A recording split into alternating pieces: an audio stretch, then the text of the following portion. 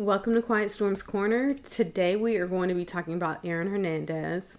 Recently, Netflix created a documentary about Aaron Hernandez's life and what led him to his final hours on this earth. In the story, they talk about him coming from a family of abuse, specifically domestic violence, and a lot of toxic masculinity. I really did enjoy the documentary in many different ways. In different ways, it felt like a stretch of a lot of different theories. But what I'd like to say about the Aaron Hernandez story is that the reality is, regardless if he did commit the murder or not, or murders or not, he was part of a perfect storm for a lot of different negative aspects to happen in his life that led him to finally taking his life at the very end. One, we know that a lot of people who come from domestic violence backgrounds, specifically men, have problems trying to figure out how do they fit into this world as a man. A lot of times you're in search for what does it mean to be a man? How do you behave as a man? Because in that atmosphere, the more aggressive you are, the more athletic you are, the more you fit different areas of aggressive masculinity, the better you are. And the reality is masculinity doesn't have to be aggressive. Masculinity does not have to be violent. Masculinity does not have to be physical on any level. But the reality is our society, the ways our laws are made, like even the rule of thumb. The rule of thumb was created to say that you cannot hit your wife or any woman in your life with anything bigger than a thumb. So, we've created all kinds of different rules and laws when it comes to the oppression of women, the oppression of those of different sexual orientations, the oppression of people in different races, classes, all of that stuff. So just again, acknowledging that is part of the perfect storm that he fit into. With that being said, because of the toxic masculinity, there was an overarching story that he may have been homosexual. I don't know, or even bisexual. I don't know what his orientation was, unless he came out openly to say whatever he chose. I believe in whatever he chooses to, however he chooses to express himself, regardless if he's doing something else behind closed doors, it's his business. People have the right to come out on their own terms. It's not for the media. It's not for friends. It's not for other people to have someone come out. It's for them to come out for themselves and express who they are. So in some ways, I didn't like how the Netflix movie went into his homosexuality or his orientation as a potential reason for why he murdered another human being. It could have been. It does sound like his probable motive. However, it was for him to make that statement as to what his orientation is on his own terms and his own time.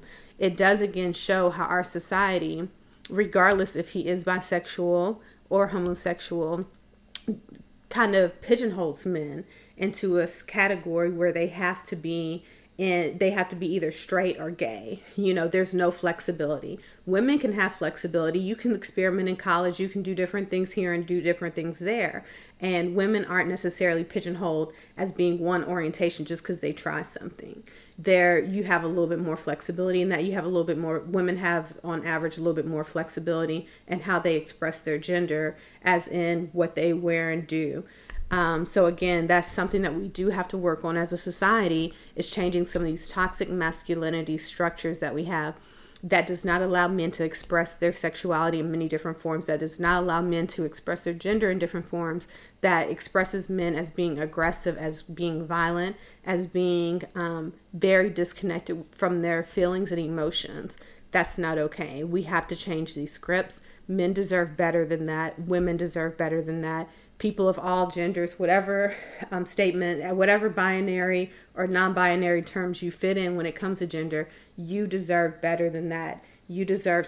People deserve to be able to be complex. They deserve to have many facets of who they are. They do not need to be pigeonholed into what a standard that society has created for them of what their sexuality and what their gender needs to look like. So continuing on, of course, I have my notes because there's so many different things I want to touch on when it comes to Aaron Hernandez in this film. Again, if you haven't seen it, I highly recommend it. One thing that came up was the poor mentoring of him being in the NFL. When they were showing they do a whole lot of extensive diagnostics and background testing and everything like that. And it showed that he had poor social skills or social maturity.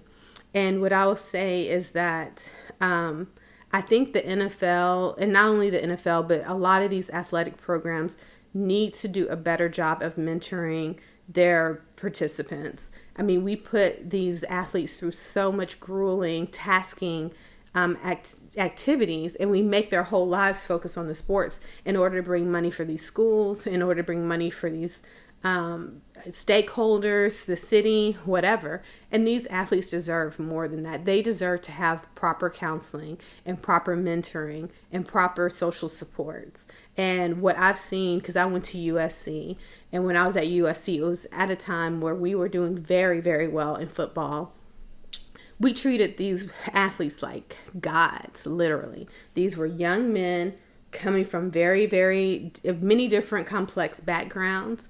And instead of mentoring them into being good human beings, it was like you are a god and everybody bows down to you. And it was it can be very disturbing as a human being to be put in a godlike status. I know for myself, I've been in situations where I've had a lot of praise at one point in time, and it's very hard to kind of process what it's like getting tons of praise and then coming back down to being human, or getting tons of praise for a long period of time where people no longer relate to you, and then trying to figure out how to connect. It can be a very isolating space, and it can also be a very powerful space. And there has to be a lot of work internally to deal with that complexity of what it feels like to be idolized in our society, which is definitely, even though it may seem like it has its perks, it has a lot of downfalls where people have to figure out how to become human again. And some people do that through aggression. Some people do that through drugs. Some people do that through sex. There's many different ways that people come from that high space in order to become grounded again. And some of that really can be eased if we kind of put more of a focus on adequate mental health and making mental health a priority when it comes to every person in our society. Mental health should be just as important as physical health. Just like they're seeing a doctor every day, some of these athletes need to be seeing a psychiatrist as well as a therapist. I'll say not even a psychiatrist, but let's just go into a mental health therapist to help them cope with a lot of the different challenges that come with being an athlete. So with that being said, again, one other thing that they were talking about in the movie that I thought was interesting, I want to bring up here, is that they mentioned that he has some cognitive impairments and damage due to the head injuries. I believe they called it CTE. What I'll say with that is that, again, we have to do better by our athletes. I do believe a lot of athletes do have concussions and have a lot of brain injuries and body injuries, which they deserve to have taken care of properly. And they deserve to have health insurance throughout their lifespan for the grueling pain that not only in the NFL puts on them, or higher paying positions put on them, but also the way the schools put on them. I mean, I remember when I was in school, there was a young man, I can't remember his name, I'll probably remember it before I finish this, where he had a bench press put on his neck and he was almost paralyzed before he was about to go Sunday pro. And I believe he ended up going pro anyways. But again, if he wasn't able to go pro, would he have had benefits to help him through all of that? Maybe, maybe not, but it needs to be part of the package for a lot of these athletes, in my opinion. Also, when it comes to Aaron Hernandez, one other thing I'd like to mention is that the reality is this boy was a young man functioning from a teenage brain, and probably even younger than that. When you hear him speak, he didn't sound like the average 20-year-old. He sounded more so 12, 13 years old, in my opinion. So again, people want to put people who are, because someone has power and celebrity status, we put them on a higher plane when really they're not functioning at higher planes mentally, emotionally, and socially. And we need to make sure people are taken care of properly and have the proper supports if we're going to give them a lot of power. So I believe that is all today. So when it comes to Aaron Hernandez, the main thing I want to talk about or just recap with is we have to work on our toxic masculinity structures in our community. We have to work on how we look at orientation and how we are accepting of orientation and gender roles in our society. We have to look at proper supports.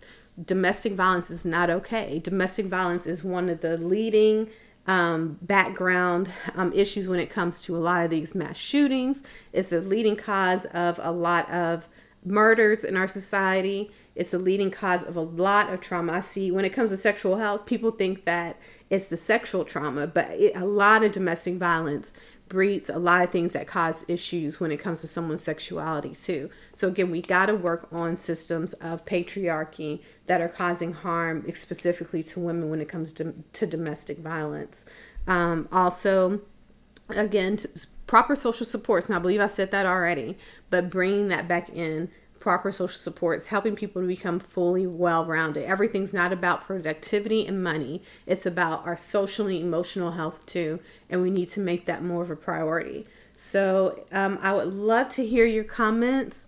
Please feel free to tell me what your thoughts are when it comes to Aaron Hernandez, when it comes to just mental health or any of the topics I've talked about. Please like, please subscribe, and please let me know what else you'd like to hear about. I enjoy doing these, and I hope that you're getting some information from this. So I hope you have a good rest of your day, and see you next session.